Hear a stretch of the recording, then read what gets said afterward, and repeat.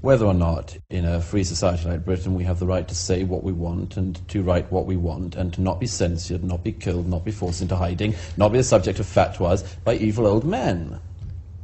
I'm just saying that is what the general consensus is amongst policymakers, that Iran is not a threat. Just quickly before this lady speaks, that's not the consensus at all. That's just not the consensus. It's your opinion. No, I'm taking the statements by You're taking very selective statements by certain people. Well, the US National Intelligence. We could all cite the...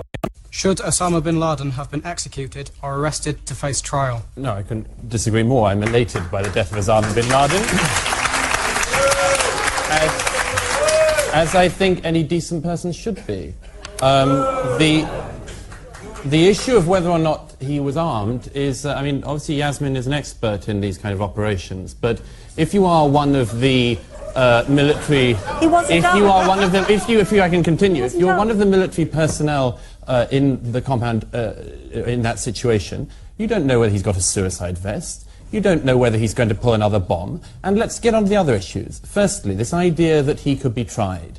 How can you try Osama bin Laden? Where? When? How do you find a jury that doesn't have opinions about him? How do you find a judge? If anyone's been following the attempts to have a trial of Khalid Sheikh Mohammed in New York, it's proving to be a very, very difficult process, indeed very nearly an impossible one, which is why President Obama has now gone to a military tribunal for that. I think this doesn't demean America. It reminds people of who has been right in this conflict, who the victim is, and who the perpetrator is. Osama bin Laden did not allow any of the 3,000 people in New York and Washington on 9/11 any rights. He took away every single right that any of the people in those cars or their families had. He didn't grant any rights to the families or the victims of the 7/7 subway and bus bombings, which he inspired. It went on, and it's a good thing that the story has now finished. It has. Wow, wow, wow, wow, wow, wow, wow. Douglas Murray, right on point, right on point. Folks, is he right on point? He was right on point. And this liberal, this leftist, Yasmin, she actually has the nerve to say that Osama bin Laden didn't get his last rites. Well, he did get his last rites at burial at sea. And whether or not they were according to Islamic traditions or they were according to Islamic traditions, or whether or not I got them, he didn't freaking deserve them, at least not up to me, at least not in my opinion. The minimum that should have been done was the minimum that should have been done. And her rolling her eyes, clapping, whatever, whatever it was. I mean,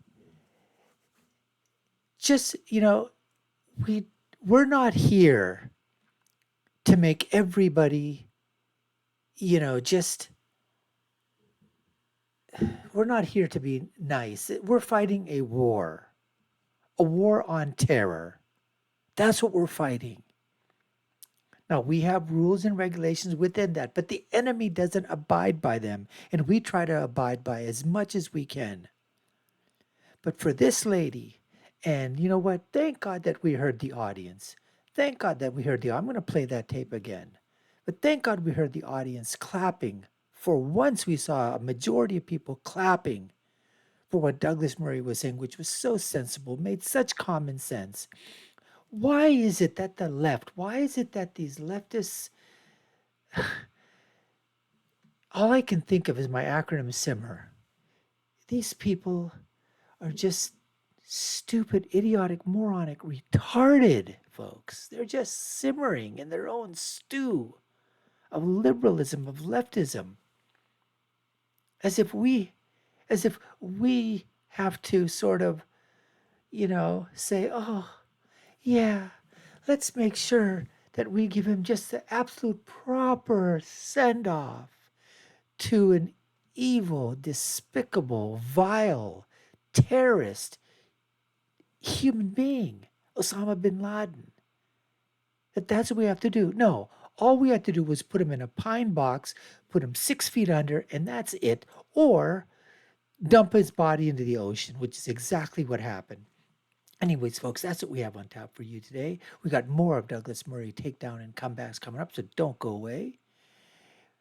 I'm Dr. Nasir from the Dr. Nasir Shaikh Show, where I give you my political prescription from my political perspective of what happens when Douglas Murray comes in contact with people like Yasmin and other politicians and other journalists and other audience members and other students and all kinds of people talking about religion and politics and policy and social media and, religion and politics and all that stuff comes crashing together. Let's get back to more of the interview or more of these takedowns by Douglas Murray right now. And who the perpetrator is.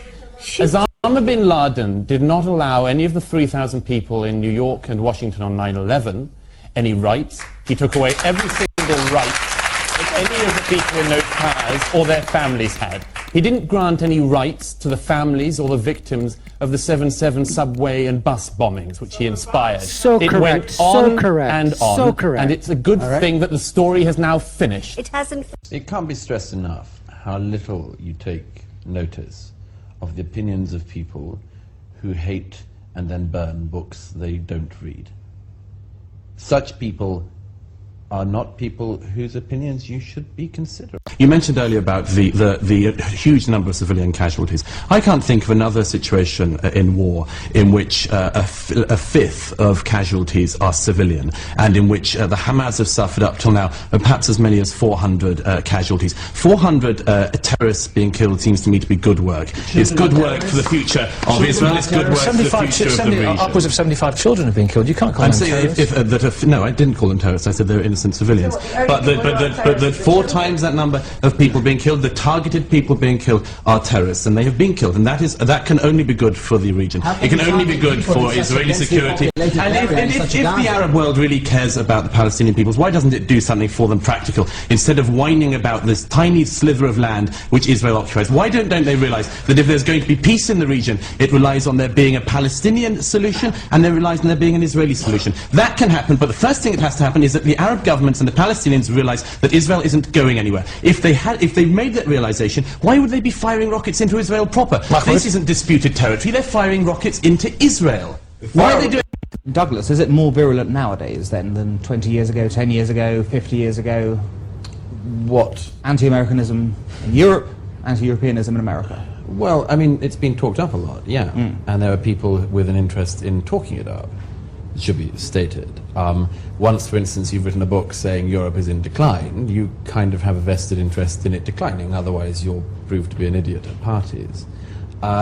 And vice versa, if you keep on saying that America is the authoritarian Nazi state without parallel in human history, then you kind of have an interest in hoping that American civil liberties are further taken away, in the hope that you'll be proved right in your fatuous thesis. But what I think is happening at the moment is we do have a few people on each side who have kind of blown the ground open a bit. I mean, Batior's Eurabia is one example, Mark Stein's latest book, America Alone, and then all, of course, of the putrid effusions of Noam Chomsky. Should the West now have a more sympathetic approach to Hamas in light of their involvement in the release of Alan Johnson?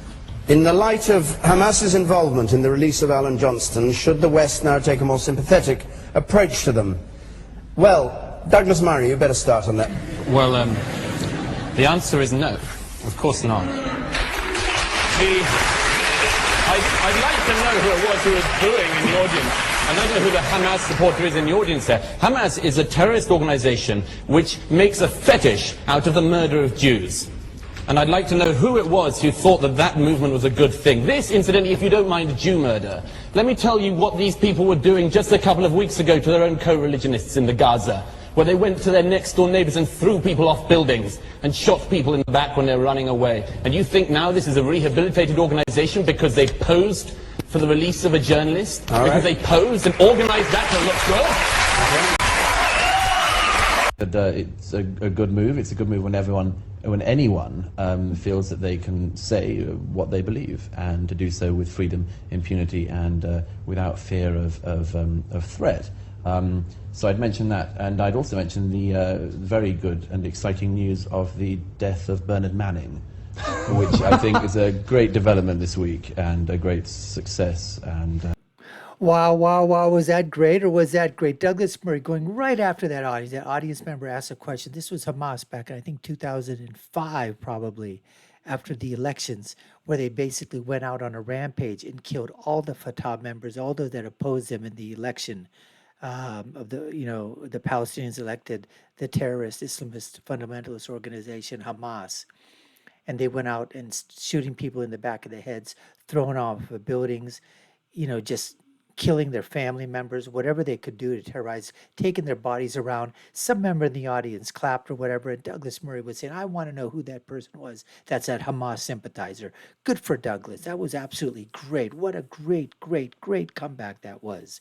And all the other things out there where Douglas Murray is just basically making sense, and you have these do-gooders, these virtue signalers sitting atop on their perch, polishing their halos in the back every single night, putting it inside them, and then walking around with their elitist attitudes, noses up in the air, basically telling the rest of us that they're better than us because they think that they can actually, because it's easy to say stuff, folks, when you're in a democratic country, a Western democracy, a republic. It's easy to spout all those wonderful epitaphs that just come out, the kumbayas, the diversity, inclusion, equity, all those chants, all those mantras, all those dogmas, they sound so good. Feelings feel so nice. If only we could sit down with a terrorist before he puts a bullet in the front of your head or in the back of your brain. And then what do? That's the problem with leftists and liberals. They just think it's so easy to do. And it sounds nice. Yeah, if we could only sit down, if we could only get around, if we could only break some bread and drink and eat and be merry, and we can work out those problems. You can if you have two civilized opponents on either side. But you don't. You've got terrorists that want to kill you for no other reason that you exist, that you're part of the little Satan. You're part of the big Satan, America. And it's your big brother, America, and the little brother, Great Britain, and all the other little sisters and cousins and everything in other Western European democracies. And you just want to obliterate them. And that's exactly what's happening with these Islamist fundamentalists who want to establish a theocratic caliphate. They want to even get rid of the Muslim countries and Muslim governments that are there currently right now because they feel they're not even Muslim enough for these terrorists. Douglas Murray. Fantastic stuff, folks. Fantastic stuff. Thank you for watching. You've been watching the Dr. Nasir Shaikh Show. I've been your host. My name is Dr. Nasir. If you haven't done so already, we'd love for you to subscribe to our channel. You all know what to do. Smash that subscription button, like, share, and follow us. Let us know what you think in the comments below. We have our video links. They're here and here. My final thought is always, when you're right, and when you're left, you're not wrong. You're right, because we're all for Trump. Take care. Until next time, folks.